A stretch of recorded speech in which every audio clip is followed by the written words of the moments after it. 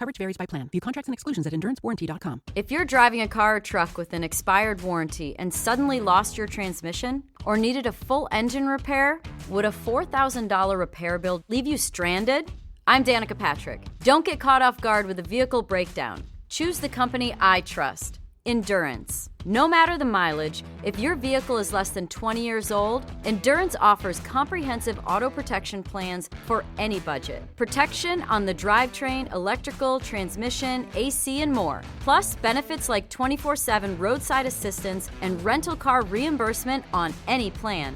Endurance handles everything, from making the claim, through the repair process, to paying the certified mechanic of your choice. Don't get caught off guard with a vehicle breakdown. Act now and get 1 full year of elite benefits. A $2,000 value, free. Visit EnduranceWarranty.com for your fast free quote today. That's EnduranceWarranty.com. Stop by Sherwin-Williams and get 30% off select paints and stains June 13th through the 23rd. It's the perfect time to transform your space with color. Refresh your home inside and out with colors that make every space feel brand new. From cozy interiors to stunning exteriors, we've got the perfect shade for your next project. Shop the sale online or visit your neighborhood Sherwin-Williams store. Click the banner to learn more. Retail sales only. Some exclusions apply. See store for details. This is a podcast from Minute Media.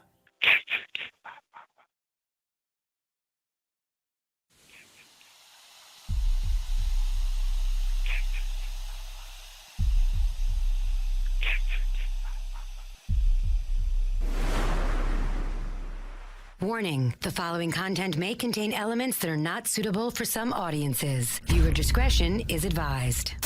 Hello, kiddies. This is yours duly, John Kassir, the voice of The Crypt Keeper. And you're listening to Slasher Radio.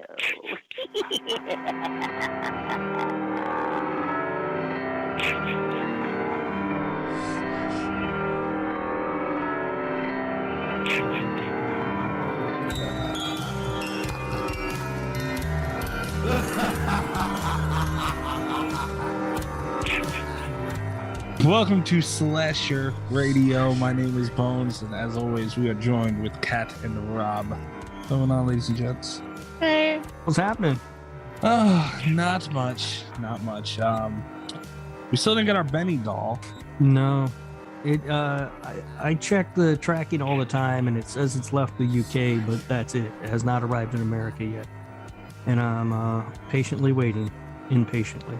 Yeah, I'm impatiently waiting. I checked the tracking. I would say about 8 times a day-ish. Yeah. Like, I just want to see it got here and where it arrives. Mm-hmm. Because, you know, where it comes in says a lot about the rest of this little adventure we're going through. Yeah. Yeah, how long that journey's going to take. But I still trust Benny will arrive here safe and sound one day. Yes. Anyone who wants to know what we're talking about, if you don't know, first time listening, missed a few things. Benny Loves You, we talked about last week. God, you do not understand how much I've annoyed my friends with this Benny shit. Like everybody. And my friends call him a bootleg Elmo and all this stuff. And all right. And I say that, I'm like, oh, you know, that's fucked up. You don't talk to him like that. You want to know why? Because Benny loves you. Yeah. And also, don't just because Mikey's being annoying, don't take it out on Benny. It's not Benny's fault that Mikey's annoying. But the reason them disrespecting Benny is why I became annoyed with it. So I wasn't even, I showed them like, oh my God, guys, look at this. And I showed them like, I bought a doll too. And I showed them like a screenshot of the dolls they have on the website. Mm-hmm. Oh, that's stupid. This is a bootleg Elmo. And I'm like, oh. You need a higher class of friends, Mikey. I do. I do, man. I do. And you need to make them all watch Benny Loves You. Yeah. That's what I'm saying, man. I even cut, I went back and because I was like, oh, you motherfuckers. So I went back throughout the movie and I snipped a couple of little spots to send them videos of. Oh. And one of them is when he tilts his head and goes, Benny loves you. So whenever they annoy me, I'm like, don't forget. And I send them that little clip. Oh man! I also cut off the part where he cut off the guy's penis because my friend was like, "Oh, he'll get punted and this and that." I'm like, "He's gonna do this to you." All right. So yeah, very impatiently waiting on my our bennies. Yeah, they should be arriving though. On Slasher Radio impulse purchases, though, I did get my Hell Key necklace that I talked about last week from Skeleton Crew, and it is gorgeous. Yeah. So when I look at those things, Kat, nothing says necklace on there, so I'm not buying one. They ain't tricking me. the ones that are pendants have like little key rings attached to them. Key ring? What the hell am I supposed to do with a key ring? Or not a key ring, but like a little I don't know what they're called for pendants, like the little loop so that you can run a chain through there. Oh. For a necklace. And it came with a chain. Oh. Well, they don't say necklace, so I ain't buying it. They say pendant. Yeah. Plus, I've never seen Lock and Key. I don't know anything about it. I just think some of the keys look cool. They are cool. Yeah. You didn't even tweet a picture of it, Kat. Very disappointed. Well, yeah, that's because I put it on right away. I'm planning on taking it off soon and then grabbing a picture of it. But that was like my immediate reaction. You could tweet a picture of yourself wearing it too, Kat. No one wants to see me. I'm just saying. Including myself. If you do go that route, Kat, please do it in the Willy's Wonderland shirt. God damn it. And put the other one up like behind you somehow. That'd be perfect. I need to get a picture of me and my cat Archer both wearing Willy's Wonderland t-shirts. Oh. If you put a cat, I swear to God, if you put a cat in one of those shirts. Kat, I beg of you. I beg of you. Please. I wonder if he'd let me do that. Well, Kat's going to either... We're going to find out. Yeah. Either tonight, Rob is going to be pissed off or Kat's going to get scratched the fuck up. Your shirt's going to get clawed up. Torn to shreds by a crazy cat. Okay, she has another one. Yeah, I've got another one. As opposed to you, who has none. I'm so mad right now. All right, so we have happy Valentine's Day, everybody. This episode will be dropping, let me look at a calendar real quick, about 2 days after Valentine's Day. So okay. I give a fuck less. Mm-hmm. Okay. You know, the only thing I like about Valentine's Day is the conversation hearts. Do you guys eat those? No, they taste like chalk. No, they're the greatest candy ever. I love them. My God. Pure sugar.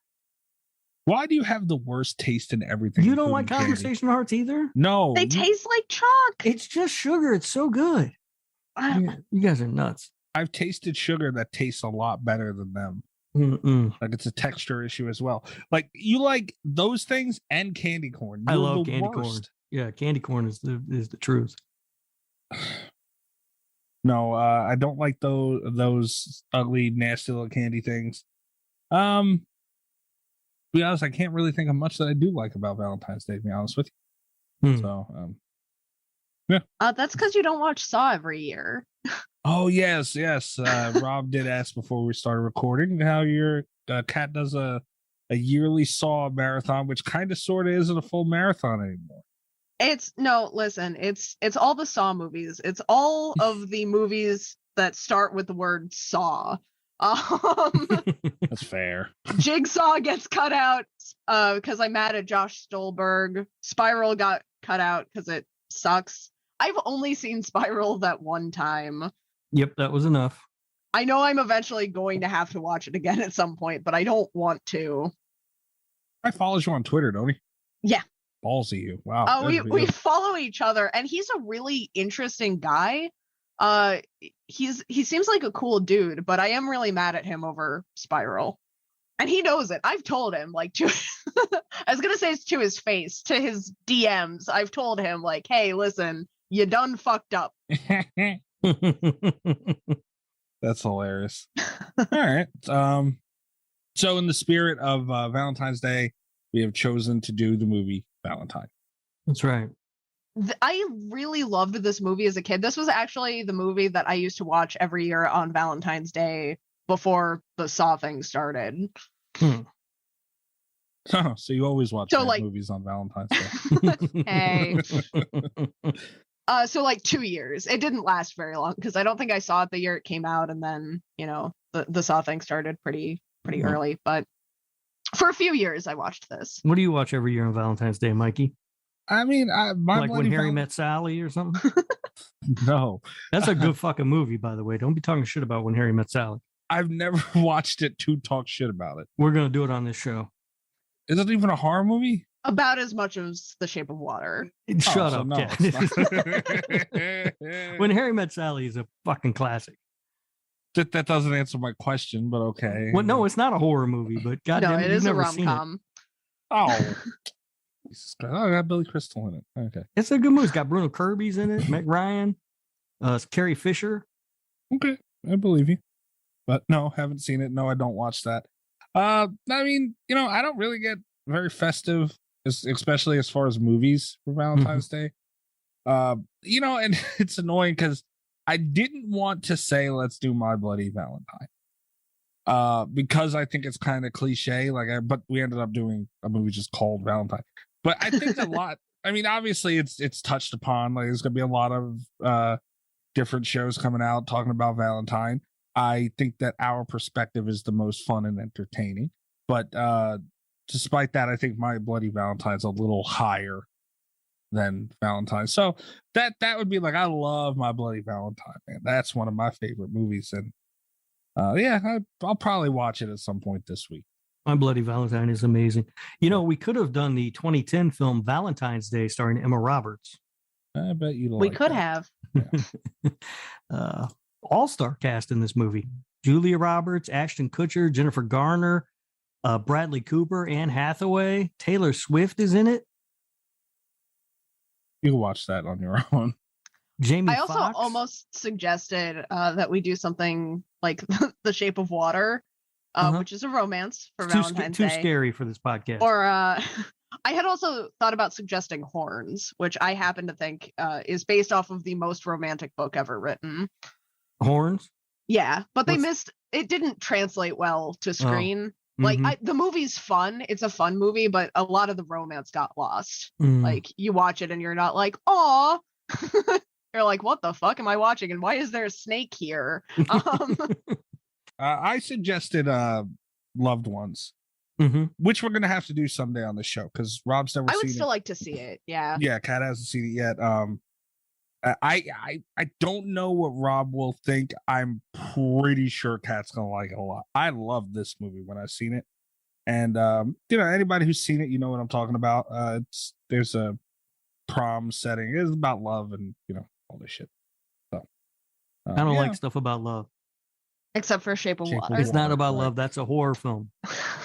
It's about a woman who falls in love with a fish and then does dirty, nasty things with it. Yeah. In her bathtub. Well, in her bathroom, they flood the bathroom. Yeah. Awesome. Very good movie. I'll admit. Very good movie. Not a horror movie. Awesome movie. Yeah. Scariest film ever made. I'm not even going to comment on it. Anyway, all right. So, do you guys want to get to news? Because, we always joke about Jeremy Melton, and and now we have more ammunition to joke about Jeremy Melton. Right. Oh.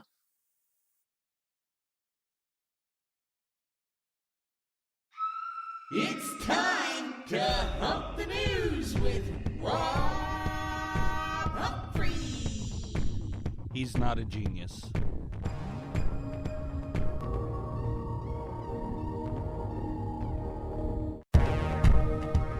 Alrighty. I'm going to have to forward this to you guys. Oh, I don't like these participation news things.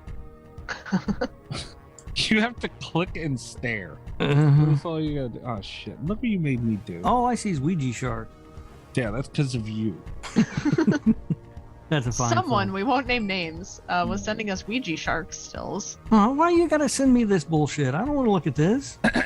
Oh yeah. Rob Zombie and the Munsters give their first look at Jorge Garcia as Hunchback assistant Floop. Who the fuck is Floop? Don't know. I like Jorge Garcia. He was in Becker.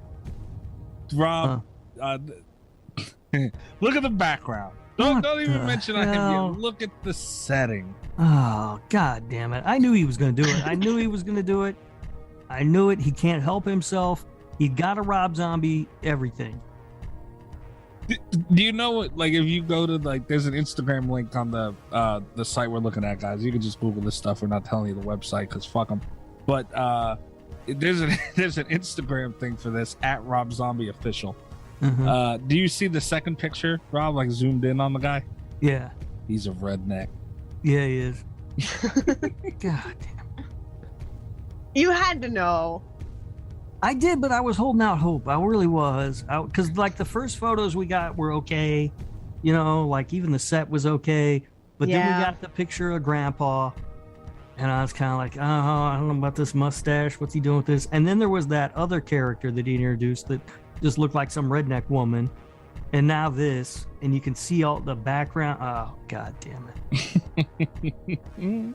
Why can't he just make a normal movie? Why does he have to rob Zombie everything? I don't know, but he does a hell of a job of it. It looks cool. It looks stupid. It does not. I mean, you know, it doesn't look like anything you see on the monsters. That's right. Yeah. It's not even. It's just. He's just making House of 1,000 Corpses, but he's going to call it the Monster. That's not nice. I would love. Can I change? Is it too late to change my box set from our Patreon episode, where I just want 5 copies of House of 1,000 Corpses, but I want them all to be titled different things. I want it like Rob Zombie's Texas Chainsaw Massacre, but then it's House of 1,000 Corpses. Rob Zombie's The Monsters, House of 1,000 Corpses. That is funny. Apparently nothing is sacred with this guy. First when he did the Halloween and now the monsters. Do you think this might be a personal vendetta he has against you? Yeah, I mean, maybe. Look, I've never come off, like, I don't want to come off as like the world's biggest Monsters fan, right? I mean, when I was a kid, I watched the show and I liked it. I haven't watched it in years. So it's not like I'm a huge fan of the Monsters. I just always liked it. Like, I always preferred the Monsters to the Addams Family. I thought it was a funnier show. You're crazy. But like, yeah, it's a little bit of an affront, you know, because he was talking about how he was a fan of the show too, and I thought, well, maybe he'll do it right, you know, pay homage to the TV show and do it the proper way. Instead, he's got this fucking thing. Yeah, he sure does. Yeah. I already hate this goddamn movie. And it's even better because like there were a couple of things you've seen. You were like, okay, I think it's gonna do a good job. It's gonna go great, and here we are. Here we are, fucking watching the NASCAR races and listening to Leonard Skinner all over again. Oh man, that makes me happy. So okay, before we move on, where's your hope meter for this being good now? No, it's gone. All of it. The meter doesn't even exist anymore. It's gone. Wow. This is not going to be good. Okay. I'll see it, but it's not going to be good. Sort of like that new Texas Chainsaw Massacre movie. I'm going to watch it, but it ain't going to be good. Did you guys see that thing I tweeted about Texas Chainsaw? Like that? So I saw that. I was so tired, and I was checking my Twitter, and I saw you. The picture hadn't loaded yet, but I saw your comment that was just like, I'm so excited for this. And then I saw the Texas Chainsaw thing, and it's like, is he talking about the movie? Is Mikey excited about the Texas Chainsaw movie? Oh, no. But then the picture loaded, and finally it was like, oh, no, okay. I don't even know what you guys are talking about. No, that wasn't even the one I was talking about. There's one I tweeted. Do you guys see the Friday movie, the first one with Ice Cube and Chris Tucker? You seen it, Kat? Yeah. Okay, let me send it to you real quick. I seen this early. I forget what morning. I laughed my fucking ass off, man. Let me see.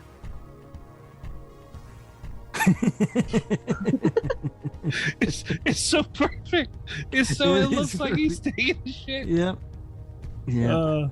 Go to my Twitter if everybody was listening. God damn. Ezel, Anthony Johnson, rest in peace to him, from the original Friday movie with the smoky scene. Another face over here taking a shit. Anyway, that is funny. It's fucking perfect. Next up that I wanted to mention for the news is Under Wraps 2. Everybody from my age range should be very excited about this. Last year, apparently there was a remake last year, which I missed. and that's getting a sequel. Oh, I don't know. I have never heard of this until now. Under wraps, like I mentioned, a Disney movie, mummy movie from I think the 90s. Mm. I don't remember. So I don't know. I'm gonna look it up in a second. But yeah, I don't know if you'd like it now. Kat, you've seen the original, right? Oh no. Oh, really? No. My cousins were excited about it because it was coming to Disney Plus, and they thought it looked spooky. But no, I've never seen it. I don't know what it is. Damn it, man. Yeah, it's from 97. I've seen the trailer because, like, they were so excited about it. I looked it up at one point, but. Damn you, man. I don't know. Maybe you guys give it a try one day. It's really fucking cool. It's from Damn you. It's from 1997. I might sit and watch the remake. We'll see. I don't know. It's not gonna be as good as the original. Really not. But yeah, so we can look out for that. Who knows when that's coming out? The next thing I wanted to talk about was, I mentioned it last week. I didn't know how in depth this was, so I want to just mention it again. The Evil Dead Collector's Edition for the Evil Dead game that you can pre-order is crazy. Mm-hmm. And I ordered mine. It comes with a t-shirt for the game, artwork for like behind the scenes stuff. It has a Savini skin, which is wild. It did look pretty cool, the Savini skin. It does. And there was a Savini skin for the Friday the 13th game. I guess Tom Savini's going to just do these for all the horror releases now. I'm Texas Chainsaw. Gun Media. Go, please hit up Tom Savini for Texas. Not even Leatherface Savini skin. The only thing that I did pre-order this, it comes with the vinyl, everything, but it doesn't have the Necronomicon that was sold out. Oh, that's too bad. Because that looked really cool. I almost, even knowing that I'm probably not going to play the game, I almost bought it for the Necronomicon. As I said on Twitter, Kat, I know the Necronomicon's a book, but you are not allowed to read it. But I like books, and I took a Latin class for this exact situation. Yeah, I'm still happy because I wanted the vinyl too. Rob got me into starting a small. I got a little vinyl collection going on, so I did want that. And the behind the scenes stuff, the Savini skin I wanted as well. Comes with a couple other skins. What happened was I was like, it was on my mind, and I was like, damn it, man! Like I should have just did it. And I got back to my desk from my lunch break one of these days, and I was like, let me see if it's even still available. Because if it's not available, I can stop beating myself up over it. Right. And I went to the website, and it went from 200 to 125. And I was like, okay, I'm buying it. Like, I don't know why it dropped, but I'm going to fucking buy it right now. And I did, and I realized there were two packages, one with and one without, and the one with the Necronomicon sold out. Yeah. Shit. Kind of where I'm at with that Scream vinyl box set. That thing's badass, man. I'm on the fence about that one. That'd be a power move if you got that one. Yeah. It doesn't have 5 yet, right? No, you can buy 5 separate though. So it's 1, 2, 3, and 4, and then 5 you have to purchase separately. I don't know why they didn't include it. I don't know what the deal is with that, but damn. Yeah. So, you can go check that out too. Who was doing that again? I don't know how to say their name, dude. It was weird. We've talked about it before. Yeah, it's a label with a really weird name. Starts with an S. So just Google. I can't pronounce it. Scream vinyl set. Yeah, it'll come up. I think you can get it on like Amazon and stuff too. Oh, okay. Oh yeah. Because I'd found it on there too. Yeah, you can. Yeah. All right. Rob's gonna be pissed off because this is gonna be another thing that I have to send you guys. Rob's always pissed off. I already clicked on one thing. Now I gotta click on another thing. God forbid. All right. So there's this guy on Twitter, and I've been seeing him around too. Like he was kind of involved in when we were tweeting about Guy and James that we had on from Scream 5. It's at Creepy Duck Art, and apparently this dude, he's had his content and his artwork actually featured as posters for stuff before. I think it might have been for Scream 5 as well. I don't remember, but he did a Halloween Ends poster, and that looks crazy. It's pretty cool. That looks pretty good. I mean, I don't. What's the triangle for? I don't know. You know what I mean? Like, if Yeah. you're gonna put a triangle there, you did it for a reason. You would think, right? Is it like to represent the trilogy or something? Maybe. Yeah. It's the new symbol to represent the curse of Michael Myers. Yeah, it's the new They're symbol of bringing the- that plot back. Yeah, it's no longer the cult of Thorn. Now it's the cult of Triangle. That's fine. Yeah, I like it. It's a cool looking poster. I just hope the movie's good. You know. Yeah. Yeah. So, although according to our listeners, Halloween Kills was the best movie of 2021. Hey, you gotta bring stuff up. Yeah, I Just forgot throw it I out was mad there. at the listeners. Facts are facts. Halloween And you guys 2021 is a didn't Slashy Award winner. For Sharks of the Corn for best effects. Right. Yeah, the whole thing was kind of Man. a letdown, to be honest with you. It's okay though, because this year they're going to nominate stuff, and we're just gonna like pick the best stuff. So this doesn't happen again.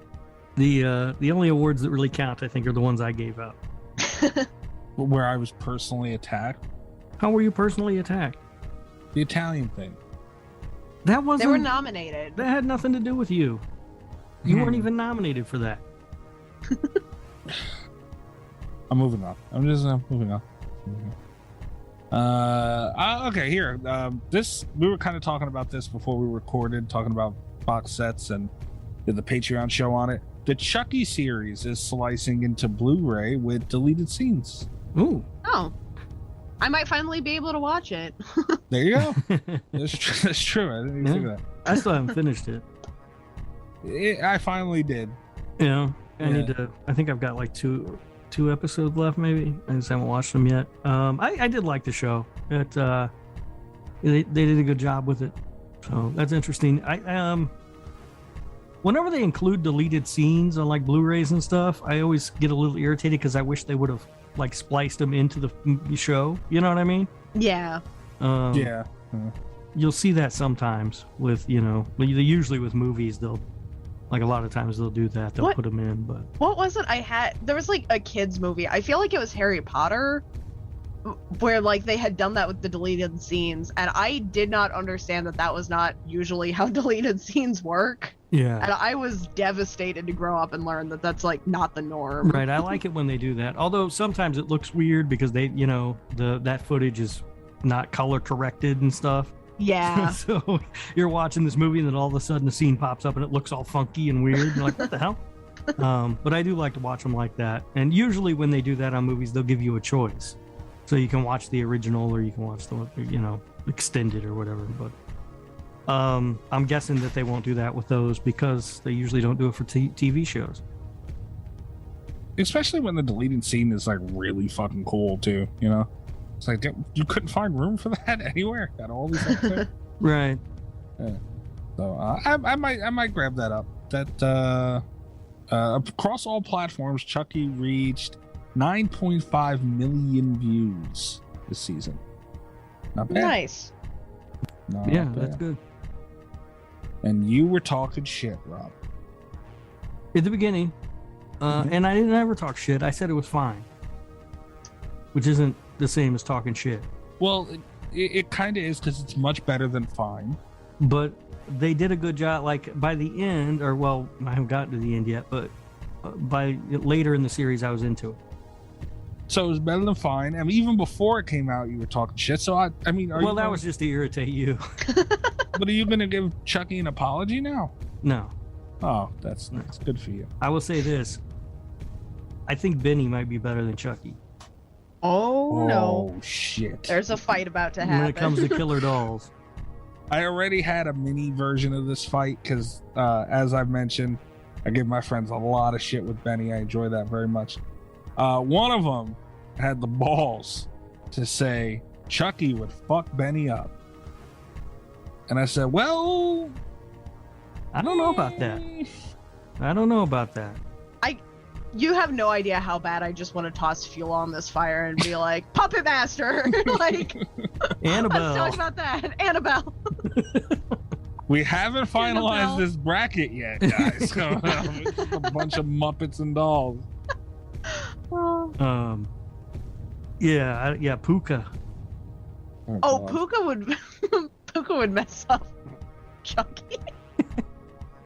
I can't even say that one with a straight face. Yeah, I don't know. I guess I still would side with Chucky actually on which one I like better, just because he's got Right. more movies and a longer franchise and everything. If they turned Benny into a franchise though, and it reached that number of films, I don't know, man. It'd be close. The movie's got to get better. But as far as the characters themselves, I like Chucky more because he's Chucky and he's badass. But if you were to just let them loose in like an MMA cage, I don't know.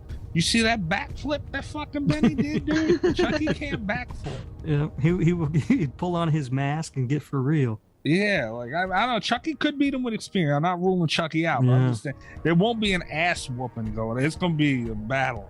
Yeah, I'd pay to watch that. Me too. Me too. Also, I was saying, I was talking about Benny should be a killer on Dead by Daylight. Could you imagine that? He throws you on a hook and steps back and goes, ta-da! That'd be funny as hell. Anyway, so yeah, good for them. There was also what? Oh no, I'm sorry. I was just gonna ask if you guys ever played or heard of Naughty Bear. No. It was a PlayStation game. It's a game. Okay. Yeah, you're a teddy bear. You live on an island of teddy bears, but you're the one that's a serial killer. And you have to massacre a bunch of people for not inviting you to a party. No, that sounds awesome, actually. It was amazing. You said Naughty Bear, and I was like, what kind of kinky shit is she talking about? That does sound fun, though. Yeah, I never played Naughty Bear. I'm not a furry. No, you just get to massacre teddy bears, and That sounds awesome. It's amazing. It is also kind of why I was disappointed, I think, in Dead by Daylight, because I thought it was going to be more like that. I thought it was going to be a lot funnier than it was. Yeah, it's not funny. No.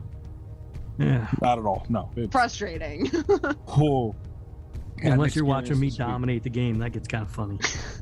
When I'm running killers. I got face camped so hard by a fucking spirit, I could have bit her nose if my character was like, whoa. I was mad as shit.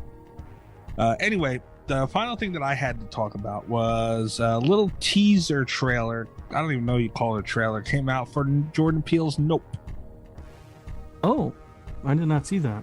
Yeah, and the article says ahead of Super Bowl spot this Sunday. Yeah, I was going to mention that. I did see that story that there was going to be a Super Bowl spot for Nope. Okay. But I didn't see any sort of teaser trailer or anything. Well, I'm going to send this to you guys. Watch it if you want, whatever. But there's really nothing in it. It's like a few quick scenes after Us and the other one he did, Get Out. There was more about that than anything else. But it's got Glenn in it from Walking Dead, Steve Yen. I can't wait. I'm excited to see him in something else. Oh, you didn't see that Shutter thing, Kat? What? Fuck, I forgot the name of it. Steve Yen, he was... It's possible, because I'm bad with faces sometimes. Yeah, hold on. That's gonna annoy the shit out of me. Because it was like a sort of kind of big one. Mayhem. No, I haven't seen Mayhem yet. Oh, I didn't like was Mayhem. fun. No, I didn't like it.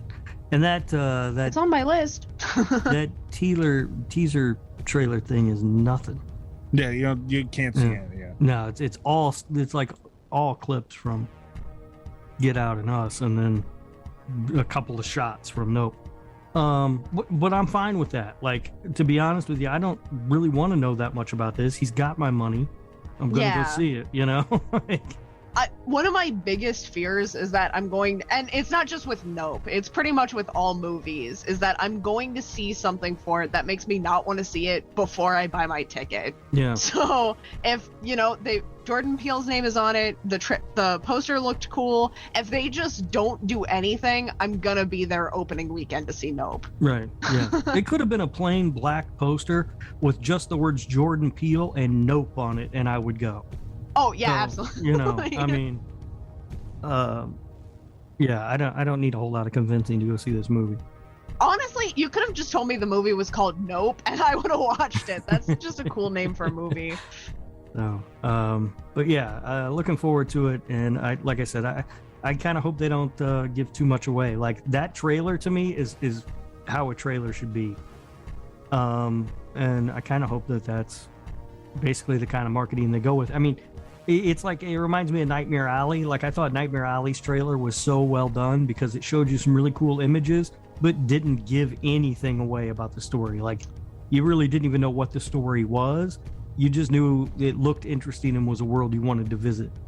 And that's how trailers should be. And they're not that way anymore. I got really offended with Nightmare Alley, by the way, because my parents were talking about watching a movie, and they're like, we need to know if you're going to be there for like a family movie night, because if you're not, we're going to watch Nightmare Alley. And I was like, why would I not watch Nightmare Alley? It's a Del Toro film. And Mom's like, oh, okay, well, yeah. You can watch it if you want. It's like, wait, why am I being excluded from... Your mom's like, you're not old enough to watch this one, Kat. Have you seen it? No, I still haven't seen it. Oh, it's so good. It's really good. They were showing it in black and white in a theater here, and I put off seeing it, and now it's not showing anymore, and I'm so mad. I wanted to do that. It was the Fathom event. We had like 2 feet of snow outside. It's like, there's no fucking way I'm getting my teeny tiny, like the snow was higher than my car, and it's like, there's just no way. Yeah, I was so mad that I missed it, and well, what are you gonna do? I did go see Licorice Pizza this week. Not a horror movie, but yeah, very good. I thought about seeing Licorice Pizza just because it was like the only 2 things playing out when I had time to go see a movie were Licorice Pizza and Scream, and it's like, well, I've seen Scream. Yeah.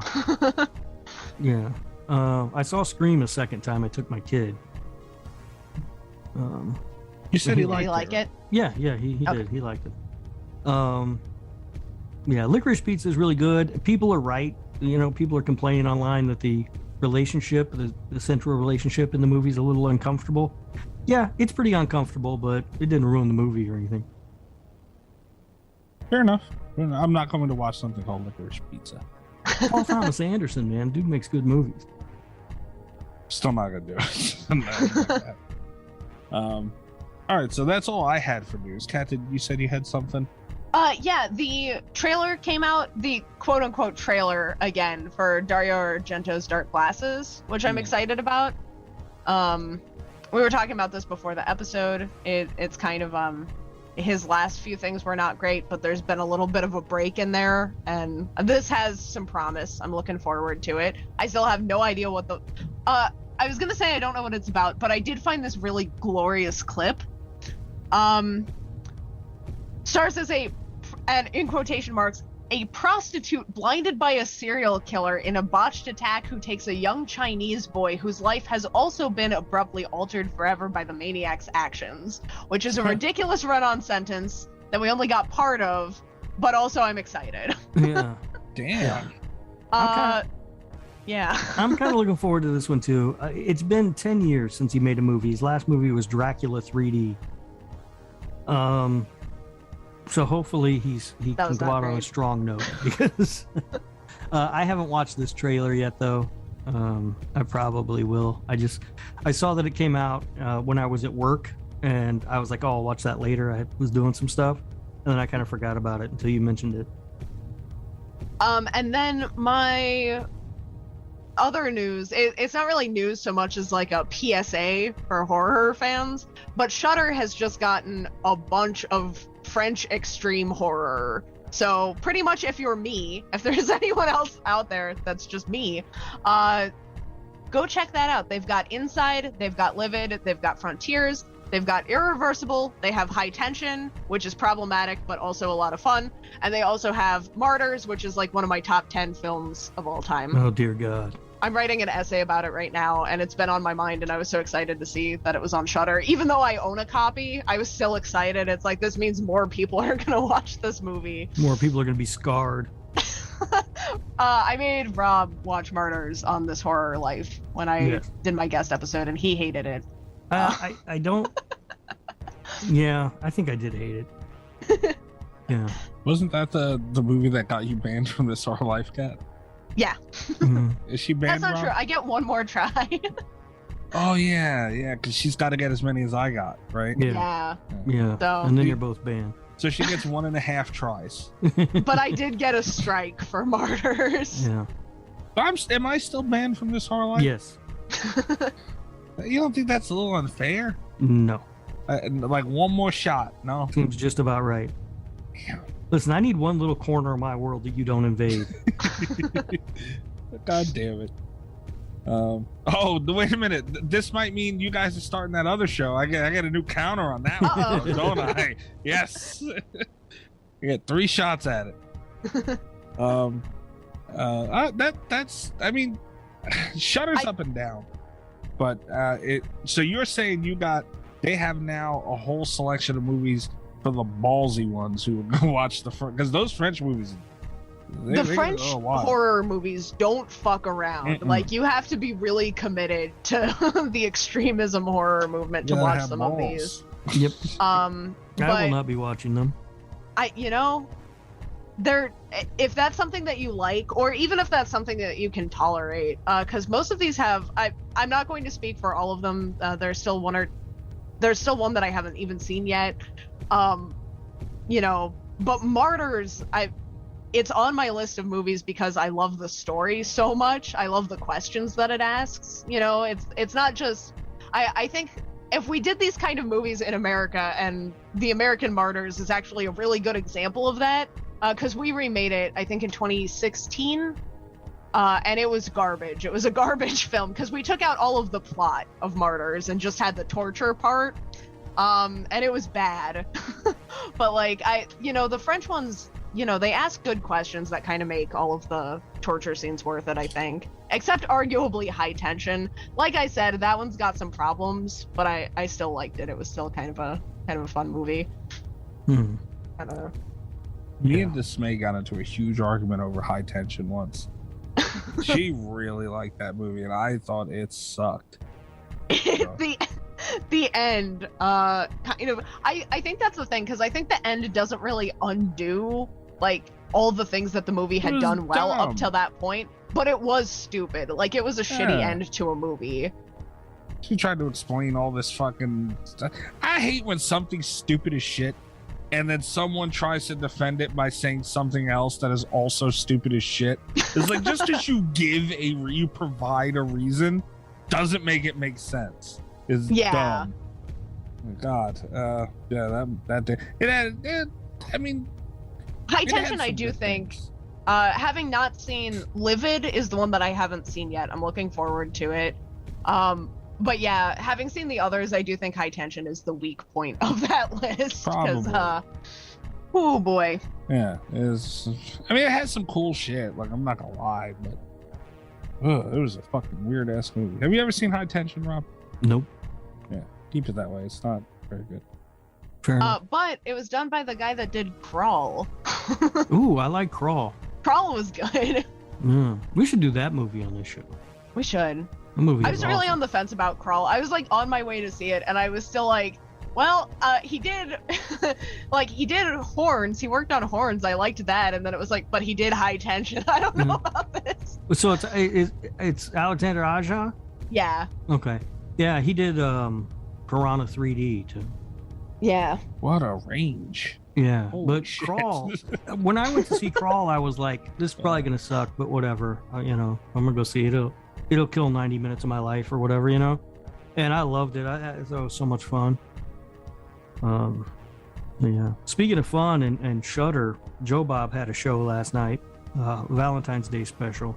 Showed 2 great movies that I had never seen. Black Roses which is both of them I assume are on Shudder because he showed them. Black Roses I'd never even heard of, but it was great. It was about a rock band playing a series of concerts in a small town, and of course the music turns the kids into demons.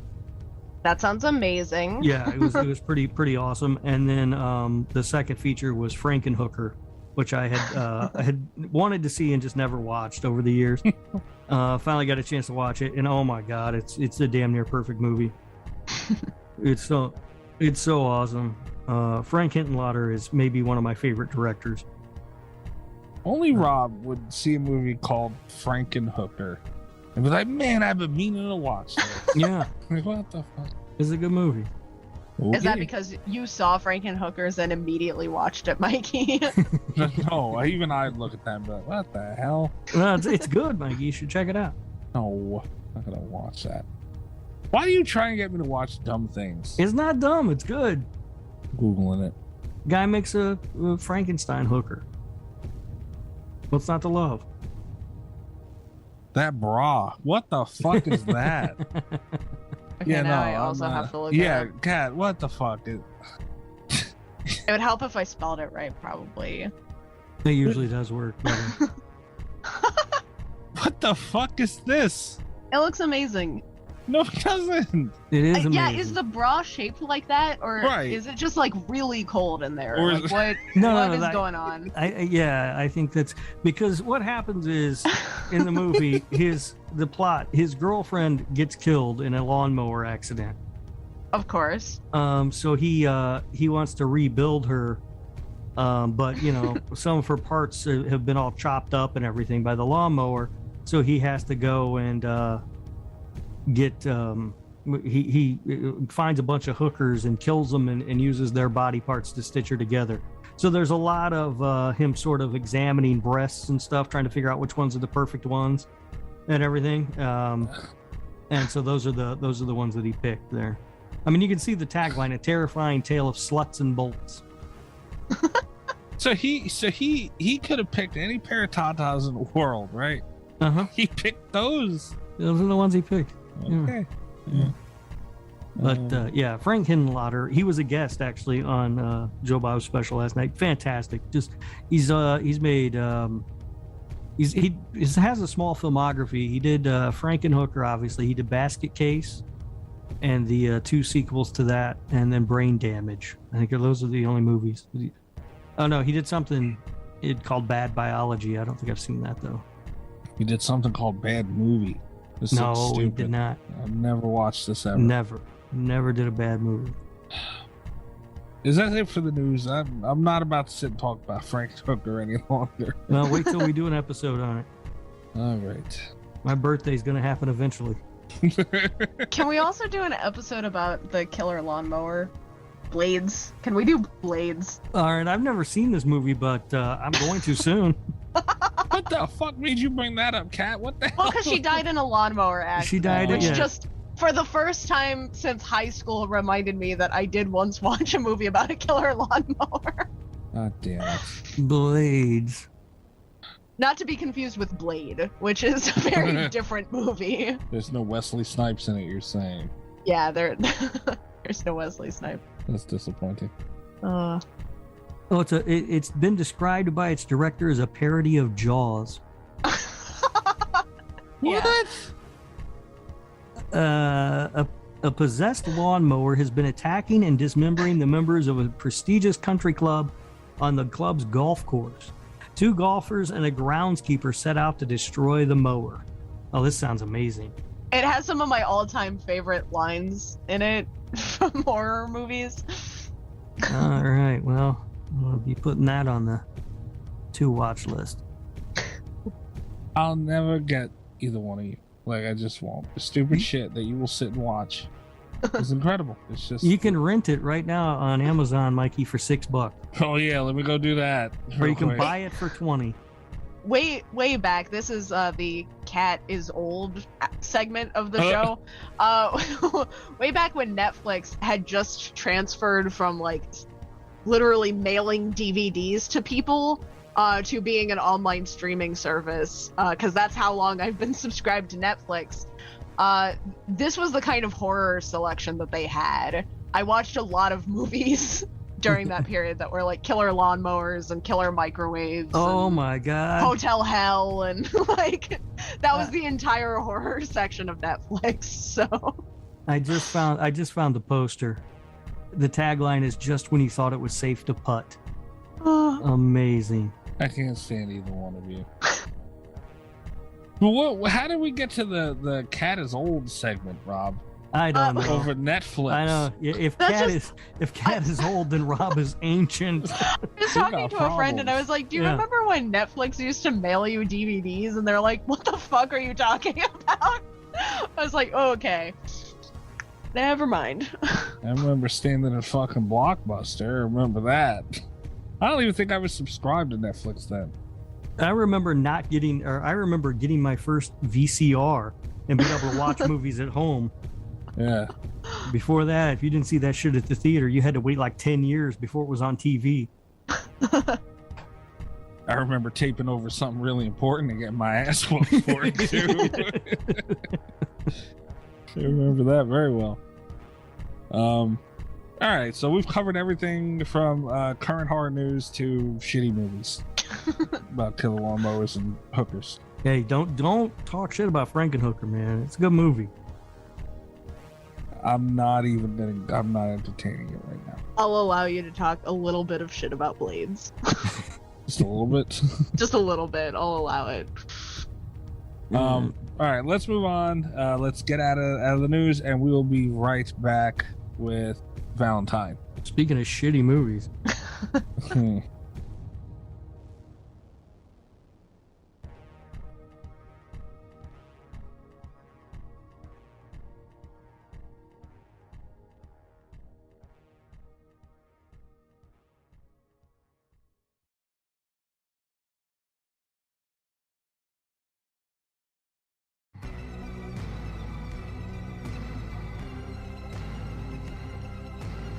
Okay. Happy Valentine's Day, blah, blah, blah. We're talking about Valentine. I am still, after watching, I've only seen this movie one time in its entirety, like sat and watched it. I've seen like here someone had it on, or I started it and then did something, bits and pieced it a couple times. I still don't like this fucking movie. You guys, what? I've been saving this. I have admitted this. I used to like this movie as a kid. This was one of the like early movies that I saw back before I had any kind of like discerning. Just if it was scary, I was gonna watch it and I was gonna be happy. And I do have a soft spot for all those movies. I was kind of looking forward to picking this one apart. I actually really liked it. It's bad, but it's just that enjoyable kind of bad that I still appreciate. I had a blast. It's fun. I'm sorry.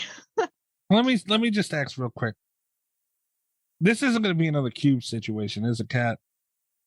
So here's the thing.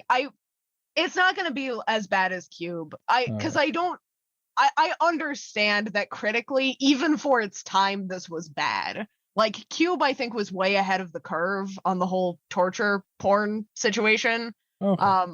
I'll still defend Cube to this day. Valentine is bad, and I can acknowledge that. That being said, there were some of these scenes that were like very formative to my horror tastes, which I didn't realize until I've revisited it. And it was really weird. I could recite some of the Valentines still, like as an adult. Like they left an impression with me, But I will admit, critically, it's a bad movie. Like, it's not good. It's just fun. I had a fun time. And that's where I'm at with it.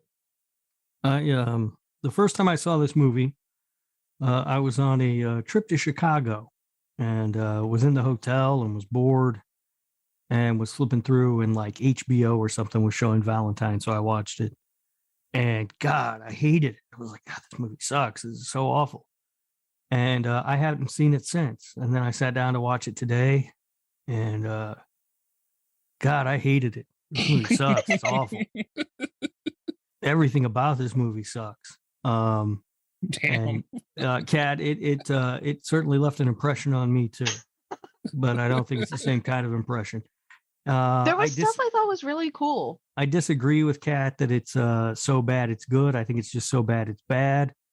I will say there were a couple things. So for the most part, and I'll be kind of upfront about this, because I don't even think we need to give it like a B horror movie scale or anything at the end of this. For the most part, I do think it's so bad that it's good, but there were a couple scenes that like didn't irritate me as a child that really just annoyed the fuck out of me. The one, I know I'm jumping right into it, but there's that one woman who comes in because she has been dating the internet scammer guy, and she's like trying to steal his watch back. It takes too fucking long to kill her. It's like, I don't care about her. If you're gonna kill her off, just do it. Like, get it out of the way. But like, and I know it was supposed to be building tension, but I got so bored during that scene on the rewatch. Really? Yeah, because so she's hiding in that like sauna or whatever under the bench and looking through like the slats in the wood, and you see the killer's head appear, like his face appear in the window, right? And then his face disappears, and she sort of breathes a sigh of relief, and then his face reappears and disappears again. And I just started laughing at the idea that his face was going to appear a third time. Like it was just going to keep happening. Yeah, that was one of the very few laughs that I had in this movie, just because it was so stupid. You know, I didn't look, this thing is, first of all, the writing, the dialogue in this movie is like it's like the worst soap opera you've ever seen. It level is dialogue. It is so bad. I actually wrote down a line from it, and it was I wrote down a few. One is "says you," which is the best rebuttal I've ever seen in a horror movie argument. Just like instant fight winner right there. The other one was "you're not my girlfriend and you're not my mother," which just like peak dialogue writing. Yeah, it's really bad all the way throughout. It's bad. At some point while I was watching it today, my 14-year-old son comes into the living room, sits down on the couch, watches about 3 minutes of the movie, looks at me and goes, "This is bad acting," and gets up and walks out. The funny thing about it too is like I don't want to say it's an all-star cast, but I was surprised at how many celebrities were in this. Yeah. Because it's like, I remembered it going into the rewatch that David Boreanaz was in it. He was the only actor that I knew the first time I watched it. Mm-hmm. And it's like, it's just filled with people that I recognized. And it's like, how on earth? Yeah, although some of them I don't know if they were, like Katherine Heigl, I don't think was as big a star then as she is now. No, she definitely was, but like she hadn't done much before this. It's weird though, because like we know these people can act. They've been in enough things since then that the acting shouldn't have been as bad. Denise Richards was well known at the time, certainly. And David Boreanaz was like just recently coming off Buffy, wasn't he? Yeah, I think so. Buffy and Angel. Yeah. Angel might have still been going during this. It I don't even know. might have been. It might have been. Yeah. I don't know. One thing I did notice is I hated all of like the main characters. I thought they all sucked, and were poorly developed and everything. But there were a lot of background characters that I thought were, like, my notes say in this order: Jason is awesome. That's the guy that opens up the movie on a date with Katherine Jason Heigl. was my pick for the killer. In my notes, it says Jason is so creepy, should have been killer. Then later in my notes, I wrote down the creepy neighbor Nate is also awesome. Nate is also in my notes, not as being awesome. Because he rhymes things. He rhymes. It made me laugh. And then, let's see, did I have anything else as oh, ha ha ha. This guy's surprise was his penis. He's also awesome. So my note for that, I had in my early notes what a bad friend Paige was and how I would probably murder her if I knew her in real life. And I think she had a full character arc in the movie, because by the end, my last note about her was Paige is my hero. And it was specifically because of that scene where she waxes it. Yeah, but that guy was awesome. He was just like he just dropped his pants and he was like surprised. Like it would have been, the only way it would have been better is if he would have went ta-da. Leave Benny out of that. So anyway, Mikey, you haven't said much. There's really not. Okay, one thing I want to get out real quick. Joel Palmer is the kid who played Jeremy Melton. He's Canadian. Yeah. So I just want to throw that out there. Mm-hmm. Another reason. Well, I got a note about that. Go ahead. Oh, well, I'm sure should have known that. Another note that I have, that guy at the beginning on the date, Jason. Yeah. Jason's like a Rob. Jason. Dude, that guy was awesome. That guy was so awesome.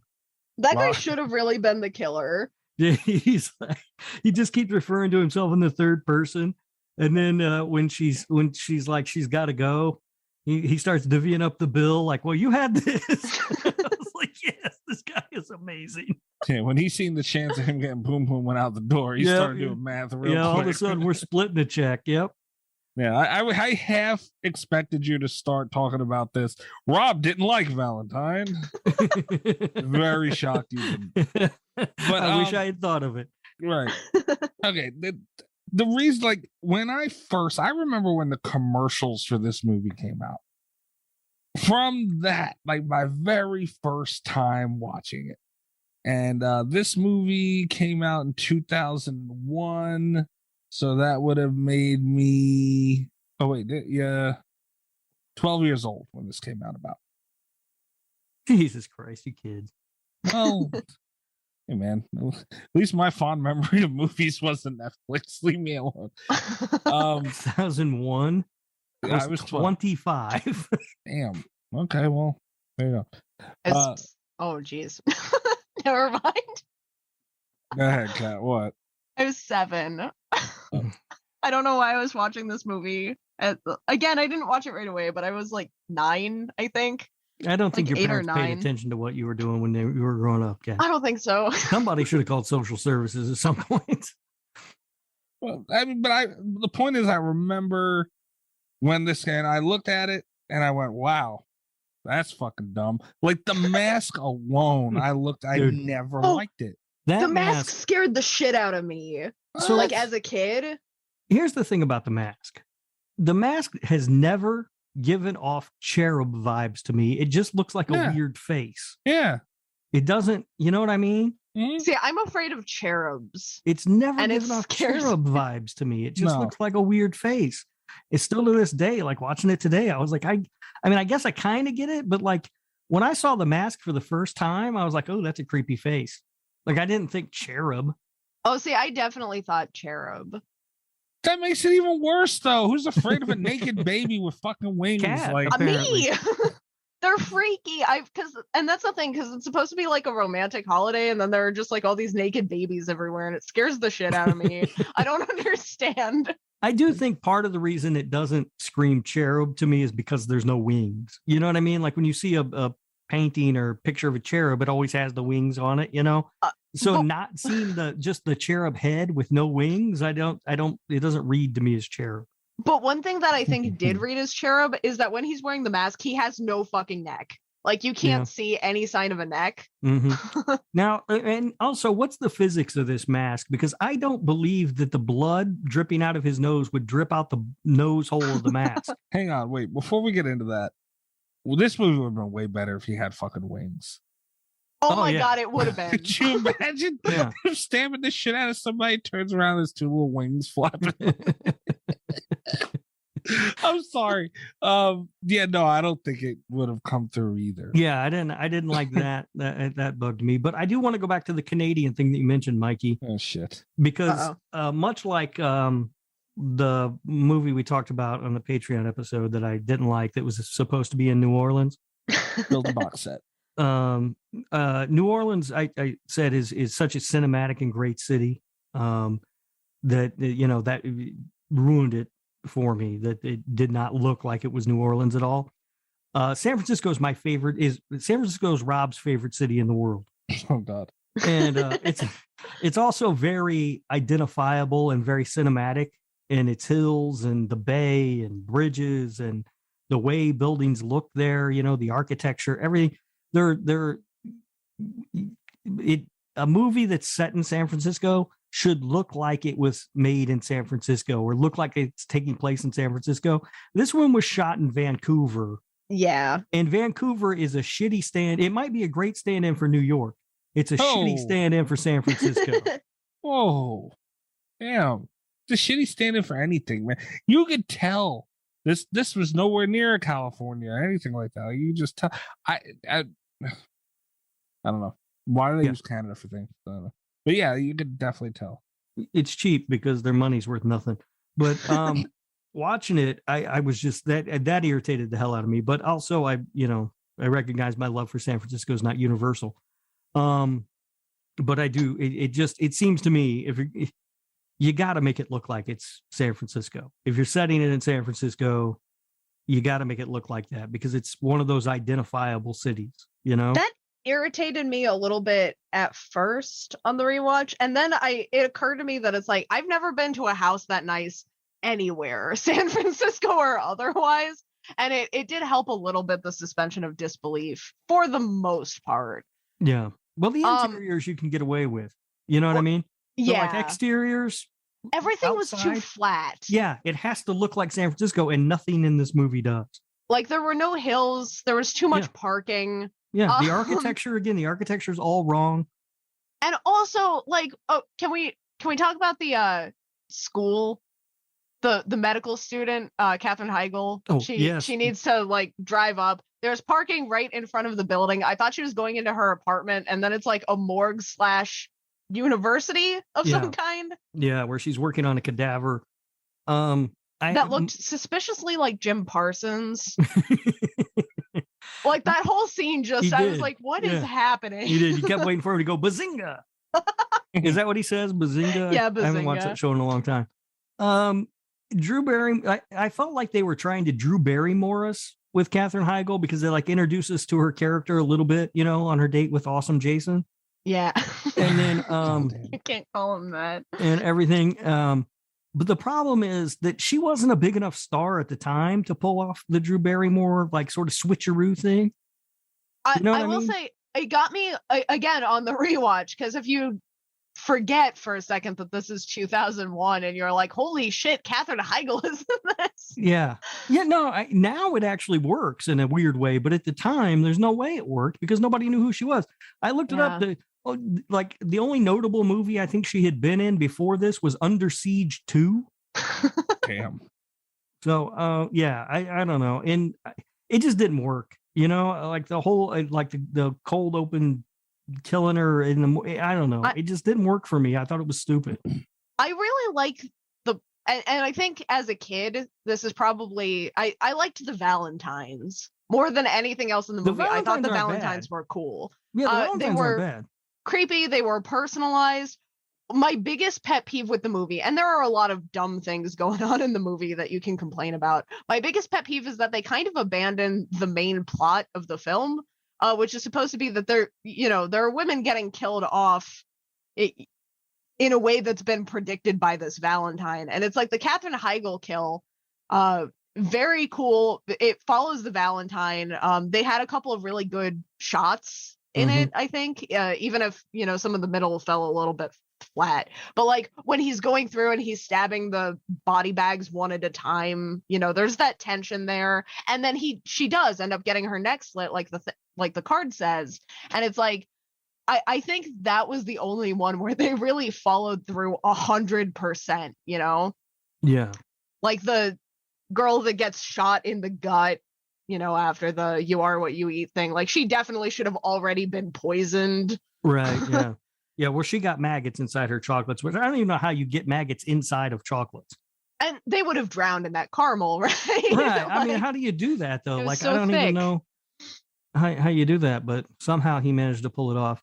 And then the hot tub girl Paige, like she's not really, you don't need dental records for that. No, no.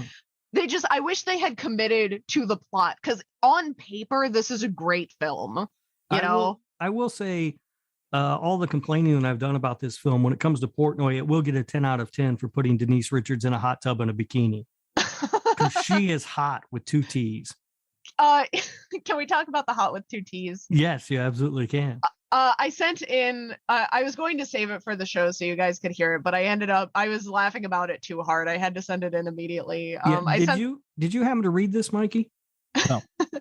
Oh, perfect. It'll be fresh for you. Yeah. I sent in a review that I found for Valentine on IMDb. It's from Jack the Ripper, 1888. Shout out. It was posted August 8th, 2002. The headline for this review is Marilyn Manson is on the soundtrack. What more do you want? Oh, Lord. So it gets off on a wild note. And then it proceeds to say, the best thing about the film is the soundtrack, Marilyn Manson, Rob Zombie, and a bunch more. But the film itself wasn't that bad. The killings are original and much better than the Wes Craven's Scream. What? The cast is not well known, except for Marley Shelton, in parentheses, one of the many stars of The Bachelor, and amazingly hot, with 2 T's, Denise Richards, parentheses, you must see wild things in all caps. You should see wild exclamation things. point. Valentine scores some points for being able to pull off some scary moments, which many horror movies are not able to do. It does not have the steadily mounting terror that The Exorcist held, nor does it contain interesting characters. Parentheses, most of them are original and stupid people who learned nothing from Jamie Kennedy's Rules to Survive a Horror Movie in Scream. If you want a horror movie that is not genre-defying nor terrifying, see Valentine. It is somewhat scary and entertaining, which is the most important. And the part that got me is that the hot with 2 T's was very funny, but then also that he starts slandering Scream and then comes back around to say that they didn't learn anything from it. I lost it. I lost my fucking mind. This guy, Jack the Ripper, 1988. There's a slim chance this man's listening to the show right now. You never know. Jack the Ripper 88 on IMDb. You're a fucking asshole. All right, and you should be kicked off of IMDb. You should not be. Oh Lord, I thought this was stuff he's commented on. That Scream. At the House of 1,000 Corpses starts in bold. I really don't get it. Don't watch fucking movies then, jerk off. I'm with you, Jack. How do you 28 Days Later starts stupid beyond all belief. Right. What the fuck? Scary Movie 3. Complete failure. I'm with you, Jack. Texas Chainsaw Massacre 2003. The review starts with embrace yourself. Not brace. Embrace. Fucking idiot. Fucking idiot. This guy, man, fuck you. Just fuck you, Jack. All right? Because I will say this for Jack though. He's right. Denise Richards is hot with 2 T's. The review for They starts better than Darkness Falls, but not by much. What the fuck with this guy, man? Fucking genius. My favorite part of that review was the dig at Scream at the beginning. I was like, oh, Mikey's got to hear that. Why do people what the hell? What's my favorite part? We haven't even gotten to it yet. My favorite part of the review is that 12 out of 28 people found it helpful. It is the highest rated review of this movie. Oh no. Refresh your page because it's now out of 29. I gave him a thumbs down for that shit. Fuck him. Man. Oh my god, you did. Yeah, I did. I'm not kidding. Yes. Yeah. Now I will say, speaking of the soundtrack, which Jack brought up, my kid had one other comment on this movie, which was, "Why are they playing nu metal at a party?" And my response, of course, was, "Well, it was 2000. What are you going to do?" I'm still looking through this guy's fucking thing. This guy really pissed me off, man. Halloween 5: The Revenge of Michael Myers, not bad and not good. Cat's still looking. All right, I might as well admit this. He likes Halloween Resurrection, which is really bad for me. I better never catch this guy watching Halloween Resurrection ever. I will kick his ass.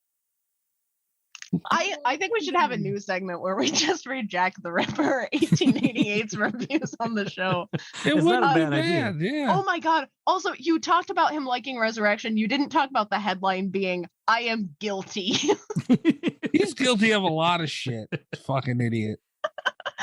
This guy, man. See, this is what I mean. The internet should come with people's house addresses. All right, because if this guy knew he would get his ass kicked for what he said about Scream, which he wouldn't have said that. I mean, he might have a point. No. I don't know what it is with people thinking it's okay to just talk shit about Scream all of a sudden. Like, I don't know. come on, That's now, the thing, though. I gotta kick at least one person's ass. The rest of them will learn. They're just following the opinions of our favorite movie reviewer, Jack the Ripper, 1888. This guy, He was ahead of the curve on it. A trendsetter. Yeah. fuck this guy, man. Like, really, I'm really pissed off about him. Damn it. This is the first time I don't like a forum thing. No, I was reading I was looking through this while I was watching the end of the movie, and it was just so funny. It's like, oh my God. Apparently, there's a movie called Death Trap in 1982, a constantly twisting plot and great cast combined to make a thriller that Alfred Hitchcock would be proud of. Oh my God. This guy, man. Whoa. Okay. Can you follow a movie? Can I get in touch with Jack the Ripper 1888? Can you send messages on here? Can I comment? I was just trying to figure out. I don't know how to work the IMDb site, but I need to figure it out because this guy. This really made me mad for the night. Oh, wait, hold on. Well, last one. Oh, wait, there's got to be two. Jaws 3D. Agreeing with Dr. Gore, the special effects sucked horribly, but the movie wasn't that bad. Damn it, he agrees with us. Yeah, he's right on that. Yeah. Mm-hmm. And he likes Ernest Scared Stupid too, so that sucks. All right. Enough of this asshole. I'm bookmarking this. I will I'll give one compliment to the movie Valentine. Okay. The speed dating scene I thought was very funny. Oh, it was. Yeah, I think they really, as a matter of fact, whoever made this movie probably will be better served to do comedies because they nailed that one. They nailed the speed dating, and they also, for as annoying as I found Jason, don't listen to Rob, guys. Jason was the worst. Awesome. That was a very funny scene. Yeah, he is amazing. And if I this guess had been also, a rom-com, it would have been like a 10 out of 10. Also, sort of a compliment, I guess. Amy had them crazy eyes. Is that a compliment, though? I don't know, but I just want to say it. And I can't find the actress who played Amy, though. I looked all over the place. She's not listed in any of the cast lists that I came across. Oh no! But yeah, she definitely had them crazy eyes. So if you're gonna watch it, look for Amy. Small part, but impactful. Small part, but crazy eyes. Yep. Yeah, one thing, and you guys know me with the little attention to detail stuff. I like small things in movies sometimes. I think the knife looked great in this, and that may sound stupid. Stupid. Did it not? It's just so funny because one of my notes was the knife should have been CGI. See, it stuck out to you that it looked really cool though. No, it was a cool looking knife. It was very shiny. Very shiny. Yeah, it was mostly a knife. blade. No, it caught the light well. Right. You could see the attention was very clearly meant to be on the knife when it was supposed to be. Mm-hmm. And it made the knife look and again, the movie did some things well. It made me, like being a younger kid when I saw it, it's like the knife could be a really scary murder tool, because the attention was on it. It should be, and that's part of my thing about Scream is the knife looks so cool, and it was, it was a good part of the movie, like the Texas chainsaw and Freddy's glove and Jason's machete and like all this shit gets all this attention. Knives can too. And unless it's the platform, because that knife is fucking horrible, You have that knife. I do. It's in my kitchen right now. I shouldn't own the knife in the movies. Like, I don't know. I just thought it was really cool. And I don't know. I think knives are like creepy, because like you said, we all have them, tons of them. Like we have a murder object in our home, and we don't kill nobody with it. It's kind of disappointing. You have a weird knife and blood obsession. I think it's small things that, if done well, like look, we're talking about the knife. Yeah, you brought it. It made up. an impression. Kat took a note about it. I didn't take. It was kind of a condescending note. I was kidding a little bit in the note, but no, it's like I remember this being, and I think because my memory of the movie, for as much fun as I had rewatching it, in my mind, this was a much better film than it actually is. But there were things that I remembered about it, and the knife was one of them. The Stalking was one of them, and I think I don't think the stalking scenes were done very well though. So not all of them were, but there were a couple that I remembered. There was the one in the beginning where he's stabbing the body bags, which I already talked about. There was the one where the internet troll man is in the basement, and there's that shot of him of Jeremy coming up in the hallway with the flickering light, and I thought that one was done really well. And then it's not really a stalking scene, but just in terms of tension, the shots of the iron, oh yeah, I thought were done really well. And there, it's just like little stuff like that where it's like, I've seen so many slasher movies. I've seen literally hundreds of slasher films since I saw Valentine the last time, and stuff like that. Like, I remembered it. I remember, and it's like, I think the fact that I can remember anything from that long ago after so many slashers, like they did some stuff right, not a lot, but, and the knife, like you remember that knife. Yeah, I don't. I did. Now, did you guys know that this was a book? No. Can you imagine reading this shit? Oh my God, I want to read it immediately. Yeah, this is an adaptation of a book that you can actually sit down and read. What's the name of this book? I'm ordering it. I don't know. I assume Valentine, but I don't know. I didn't get that far into my research of Valentine. I was too busy trying to figure out the actress who played Amy with the crazy. Oh my God.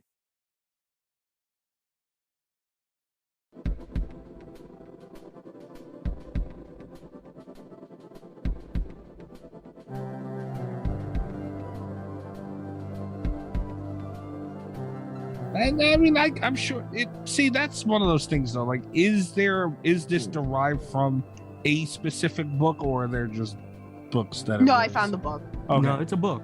Okay. Yeah, like if you look this movie up, it's like based on the book by whoever. Tom Savage, I think. That sounds right. Is that the one? I do applaud Detective Vaughn for shooting a shot with Denise Richards. He went for it, didn't he? I wish he hadn't. I was like, tip of the cap to the old man, giving it a shot. Why not?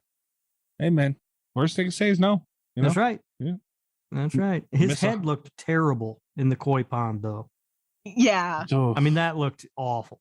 That was one of the worst scenes, I think. One of the other, and I know we've already talked about the dialogue. I feel like I'm kind of treading over stuff again, but I feel like it has to be brought up. They asked an awful lot. That was some of the least subtle foreshadowing in a movie, because they asked who Jeremy Melton was a bunch of times. Yeah. Like, too many times. Yeah.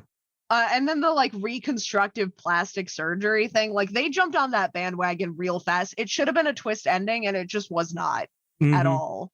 Like, yeah, no, they beat that thing over the head throughout the movie. It's like, Jeremy Melton, what do you think ever happened to him? Who's Jeremy Melton? Like, yeah. And honestly, I mean, look, David Bory, how you say his name? Boreas something? Boreanaz, yeah. Boreanaz, whatever. He's a good looking dude, right? Yeah. So, I mean, the better revenge would have just been like for him to bang these chicks and be like, you got Meltoned. You know what I mean? Instead of killing them. Yeah. I mean, that would have been a better revenge for him, because he was hotter than any of the dudes they were dating. Oh, yeah. Yeah. Whatever. And I don't, they had that whole like weird subplot of him being an alcoholic. And then he has a glass of champagne as like an alibi, I think was the intention. But yeah, but he's like the most functional alcoholic ever. So just leave the guy alone. Yeah. You know? He was better drunk than like any of the other boyfriends were sober. Yeah. Another thing I do think that the movie did really well. I don't know how many college art shows you guys have been to, but that perfectly, I've never seen one like that, but that is the vibe of going to one where you're just like, oh, what the hell? Yeah. Like, yeah. Now I've got to go through the thing. And I haven't been to a college art show, but I have been to numerous art museums. I actually enjoy art museums, but I always hate the modern art wing. Yeah. You know, it's where it's all this bullshit. And it's like, God damn it. You know, just paint a picture. You're an artist. Paint a picture, you fuck. And I look at that stuff and I go, but it's not art. Yeah. I shouldn't be able to do this. Yeah. And then my favorite part also, because they just kept doubling down on it. Like they had the art show and then they kept making fun of it for the rest of the movie. And it's like, yeah, I mean, good. that was solid, at least. And I didn't know you talked about Campbell, the internet that was scammer his name, yeah. guy. Were we supposed to hate his ex? Because she did act, I guess, kind of like a bitch, but really she was trying to help. Yeah, she was. I don't know how we were supposed to feel about her. Yeah, like I guess in the first, because she's only really in, like the first time we meet her, she's just an all-out bitch, right? But then the second time when she comes to the party, she's like, "Look, this guy's scamming you. He's only interested in your trust fund. Trust me, I know." And so you're kind of like, well, this girl's just trying to help her out, really. I mean, she's being kind of a bitch about it, I guess, but she is trying to help her. So I didn't know if I was supposed to hate that girl or not. I mean, I didn't. I actually nothinged her. I didn't care. Just like every other character in this movie, except for Amy. See, and that's Amy and Jason. Those are the only two I like. That's part of the problem, man. You can't have characters like that. You just can't. It was a very badly written movie. Like, I don't know exactly who all the blame for that or most of it goes on, but I'd imagine dialogue or maybe just their performance. I don't know who gets to shoulder it. But this movie had like 5 different writers. That's too much, man. Yeah. It showed, I think. Yeah, that's never a good sign. No, you can't do that shit. It's too much. But that's what movies in the early 2000s did. They just got in their own way. It's like they thought the more the better. Like, well, we have 20 writers. Right. So that means we're good. No, that means your story makes no damn sense and the movie sucks usually. Yeah. This is just another one of the late 90s, early 2000s Scream ripoffs, Yeah. That is really, really bad. That's not wrong. Mm-hmm. But you know what? I'll say something decent. Like the aggression from the killer was a little more than like he's not Victor Crowley or nothing. But, it was still more than I remembered it being. Like, early on in the morgue scene, when he was stabbing those body bags, like, it was just calculated, no fucks given, nice, hard fucking... I don't know, man. It gave off a good vibe in a couple of spots. He was just very deliberate, to the point, and I think that shit is pretty cool. Like, I don't know what it is. That's kind of a knock I could give Ghostface a little bit. Like, there was... For some of those movies, some of those kills, there was that oomph wasn't there with all of them. So what you're saying is that the kills in Scream are more creative than... That's not all I'm saying. Yeah. I will say this, though. All of that rage and oomph is offset by the fact that he gets a bloody nose every time he kills somebody. It's offset by that ugly fucking mask. Which is bleeding from the nose. Right. Can I talk about the nosebleed? If you have absolutely. No, I feel like I have to. I totally misremembered this. A couple years ago, a handful of years ago, I thought it was like a weird sex thing. I thought it was like an erection situation where like he was getting aroused by the kills. That would be a weird sex thing, yeah. Which I thought, I was like, oh my god, like Valentine has to be like way creepier than I ever gave it credit for, but it's not. It's just like he gets scared and it gives him nosebleeds, like, because he also, either that or I completely misinterpreted what the bullies were doing to him in that opening scene. But like they look at him and his nose just starts bleeding and it's like, oh. Yeah. Dear wait, God, what? Can you imagine if you got a nosebleed every time you got an erection? That'd be disappointing. I'd bleed out. It's one of the reasons why I was picking on Jeremy Melton so much in our first bracket, because I was like, what a little baby. But I don't know where I got that impression, because it was sometime in between the last time I saw Valentine and now. Like, it's just an assumption that I've been operating under. Yeah, well, it still makes him a baby. Nosebleeds. Come on. Yeah, like I don't know what it is, because like I said, the aggression was there more than I thought. And how hard would it be to find this killer? I mean, he's nosebleed and got DNA everywhere. Right. I've seen SVU and CSI. They know how to find that shit and match it up. Speaking of that morgue scene too, by the way, he went from butt ass naked under those 2 sheets to fully dressed, overcoat buttoned up and all. very quickly. Yeah, super fast. And he'd be fumbling with those buttons. He's a drunk. I just picture like the actress like petrified for her life, holding that little scalpel, ready to fight for it all, and Jeremy Melton in a corner behind a curtain trying to get his pants on or something. Yeah, and like I said, he's gonna fumble with the buttons because he's either drunk or he's got the shakes from not having a drink. One of the two. Something. Yeah, it's fucking weird, dude. Terrible. It's I can't quite put my finger on it, but Jeremy Melton's a bitch. I don't know why. Yeah, he 100% is. He's a bitch. And he shouldn't be because he's played by David Borix, whatever. That was the one. Boreanaz? I'm never gonna say his name right. I don't know. Boreanaz. There is one last thing that I had because there's a line in there where they say he's no angel, which just as a lifelong Buffy and Angel fan, knowing that came out first, they could not have chosen the words more perfectly. Oh, I didn't even notice that. It made me very happy. Yeah, I did not even notice that. No, but like, and that's something. So I never thought he played a really annoying character on Buffy. Angel was also a little bitch. So it was like, that wasn't a huge leap for me, but I do think, especially having now more recently seen like Bones, where he plays an adult man that is not a bitch. He's a very attractive man. Like, I don't know why he has to play characters that you just kind of want to punch in the face. Right. That's what I'm saying. He should be like, you got Melton. And that'd be it. That would have been a better movie. Oh, and he could have gotten away with it. Yeah, because he's a good looking fella. I was surprised though the first time I saw Bones, and I was like, "Oh my god! Not only is he attractive, but he can act. Like, what the fuck?" Yeah, he's good in Bones. I like that show. Yeah. But anyway, like, on Buffy too, he just I love the show, but he was so annoying in it. I think it was his character on Buffy more than anything. Yeah, I feel the same. As a matter of fact, I disliked the character of Angel so much that I've never watched the show Angel. People keep telling me that he's better on Angel, but I was still annoyed. I only watched like the first season. I absolutely loved Buffy, but I never watched Angel because I didn't like that character. Spike should have gotten the spinoff. Yeah, that would have been a good one. I don't really have too much else to. No, I mean, I think we've said everything there is to say about Valentine. I do have one more complaint / praise of the movie. It's both.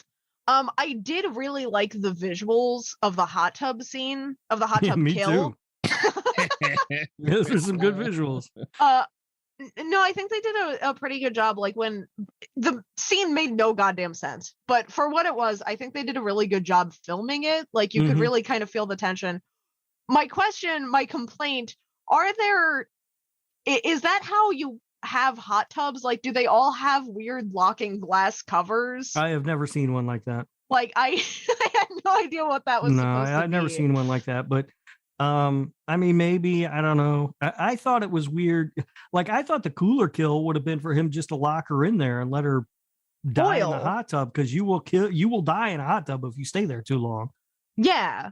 And he was out there, like, the party was ending. He was doing other kills. They wouldn't have found her. Right. Yeah. They could have had the whole resolution and then just found the last body from where she had been in the. Right. Or they could have just kept cutting back to her every once in a while if she got, weaker or whatever. But then he used the drill thing, and I thought that was kind of dumb. And again, they didn't commit to the premise. Yeah. Like, he said he was going to boil her or whatever, and it's like they should have just let him do it. Right. Yeah. Yeah. Maybe had him turn the heat up on the tub, turn it all the way up or whatever. Yeah, I that was but yeah, that's a scene I won't soon forget. I'll tell you that. Yeah, I had the drill scene noted down, but the more I thought about it, it's like, Had he used the frustrating. Drill, had he used the drill to actually kill her, it probably would have been cool. But that whole throwing it in the water thing, I thought was dumb. It was really frustrating because it's like he was both so smart and so dumb, because it's like drilling the air holes in her when, like in her in the cover thing. It's like that was so smart, and then like wounding her to get the thing open was also, like a good next step if he was going to kill her with the drill. But like Rob said, she would have just died if he had locked her in there. Like the whole thing, it doesn't matter how smart he approaches it because the plan was dumb. Right. or even like, it would have been cool if he drilled the air hole and then turned the heat up.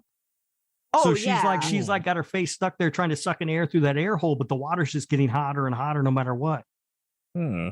They That could would've have been done good. they could have done a lot of different ways. And it was one of those things I remembered. That was one of the scenes I remembered, but I did remember her being boiled alive, which was not what happened. And Yeah. it's like, it clearly made an impression in my brain somewhere, but the execution kind of disappointed me. Mm-hmm. You know, Yeah, I would say if you're going to watch this movie, watch it for Jason at the beginning. He was awesome. Watch it for the Ryman guy, Nate. Is that his name? Nate? Nick? Nate, Whatever the yeah. neighbor was. He's awesome. Watch it for the guy who whips out his dick. That's awesome. And then watch it for Amy with the crazy eyes. She's only in a couple of short scenes. And then Denise Richards, who's HOTT, in the bikini in the hot tub, and then just turn it off. You don't need to see anything else. Just fast forward to those points. Damn. Surprised you didn't give them timestamps. I didn't write them down. I should have. All right. I mean, I don't have anything else to mention. yeah, Can we that's Portnoy? everything else. Can we Portnoy this thing? It's going to be interesting.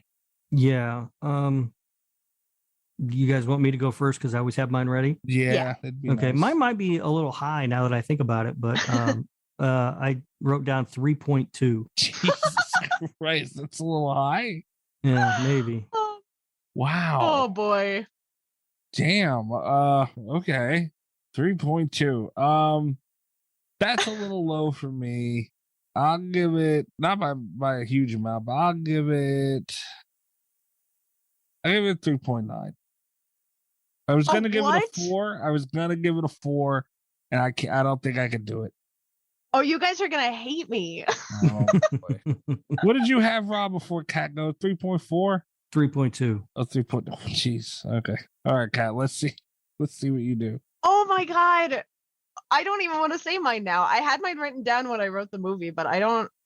I gave it a 5.8. Wow. Did we watch the same movie, Kat? Here's the thing. Damn. It's bad, but when I was looking back, because I had a tough time. I knew I was enjoying the movie. I knew it wasn't gonna get like a B horror scale. But I was also having a good time, and there were things that had left such an impression with me. I was going back through, and what I decided was that I wanted to rate it higher, like for my own personal edification. I wanted it to be higher than the houses that October built, because I don't ever think about that movie, but I rated it slightly above average. And it's like, I do think about this movie. I remembered the Valentines. I remembered some of the shots. And it's entertaining. So I felt like I had to rate it above average. I did not think you guys were going to go that low, though. I was at a 4.1, and all talking about it dropped that down to a 4, and I just couldn't bring myself to say 4. See, I had the Valentines, man. Like, the concept is good. There's something in this movie that is good. It's just lost to all the writing and characters. Are you sure you didn't watch And the severed Valentine's head. Day starring Emma Roberts? Shit. Oh, no. Spoiler alert for Valentine's Day. Jeremy Melton is there. All right. Well, this is not Slasher Radio approved. Final score is a 4.3. God, that's high. I didn't expect that. Like I said, I came in today at a 4.1. Ugh, Man, I went to a 3. Right. I think it's Rob's fault. that's a bad movie. I can't rate it that low. I think it's entertaining. It's bad, but it's entertaining. I have to, Well, I'm looking I don't forward know. to not watching it again for another 20 years. So yeah, we'll revisit on the, Yeah. oh my God. I think it's safe to say that Jeremy Melton's still going to be getting his ass whooped in Murder Madness. yeah, Oh, I his hope so. nose bleeding ass. All right, guys, go to slashradio.com. Check out all of our interviews, articles, episodes. You check all that shit out there. Our shop's there. You can check out patreon.com/slasher radio. You cheapos. The Easter egg alone last week, you missed out on 35 minutes worth of content. That's not counting the extra episode a week that we do on Rob's Lord. The Lord Humphrey Audio Entertainment Network. Damn That's the name of it. Right. And you don't want to miss this week's Mikey's box set building bullshit. We did build a box set, which was a lot of fun. And we're trying to do a rat guy show because I'm tired of being the fucking rat guy. I've gone over this. I just wanted to stop and be done with, and we need another rat guy. We didn't get that many applicants, and Nesto tweeted about it and called it the Lord Humphrey Verbal Vernon Ventures. Oh, God damn it, Nesto. That's what he called it. Verbal Vermin Ventures. That's tough. You just let him talk about your thing like that? Yeah, that's how he is, though. He's difficult. Let's see how it affects his rankings on our next quarterly. Oh, shit. That's we coming on. We got to get to those fairly soon, guys. Quarter's going to be ending soon. Yeah. Yeah. And, you know, Nesto's, it's been up and down quarter for Nesto. I mean, he did give us Benny. That's gotta show. And yeah. But all this other slander that he's throwing around, I don't know. I just don't know what to do with Nesto yet. See, Nesto's the kind of guy that thinks he can take a shit on your front, like on your doormat, just because he came and, like, you know, shoveled your driveway or something. Yeah. It's like, just because you did something nice doesn't mean you get to just act a fool, Nesto. Right, Nesto. No foolishness on this show. So, go check out patreon.com/radio. Tier starting as low as $3 a month. Please support the show. I mean, come on, guys. We could be one of these shows out here bashing Scream like it's not one of the greatest horror movies of all time. You should support us just for that. We've got to pay for imported Benny dolls, guys. Imported Benny dolls. It's so good. I think that's it. Go check me out at Mikey's Dead if you want to. I just revamped my Twitter. So if you haven't given me a look, if you haven't been to it in a while, check it out. It's looking good, guys. Mikey's Dead. That's right. I'm over there looking sexy, Rob. Where can they find you? You can find Rob on Twitter at RadioRob123, or you can listen to Rob's other podcast, This Horror Life, wherever you are listening to Slasher Radio. You can also check me out at spaceaid.com/RadioRob123. Identity theft is not funny, Mikey. I'm just saying, every time you annoy me at this point in the show, that's what I'm going to do. It's on you now. How did Rob annoy you? I'm going to shove my foot up Rob's ass in a minute. That's what I'm going to do. Where do they find you, Kat? You can find me on Twitter at cat_velour, VOLEUR. You can also check out the channel that I write for on YouTube, Wicked Binge. We're still talking about Korean zombies, so. Damn. You guys really liking this, huh? Yeah. Lots of Korean zombies. There are a lot of Korean zombies. All right, guys. Come back, check us out next week. We're getting ready for Murder Madness, so get your shit ready for that. For the Lord Humphrey Cup. Fuck. I'm gone. I'm no longer obligated. No longer obligated. Son of a bitch. All the best of Slasher Radio Podcast.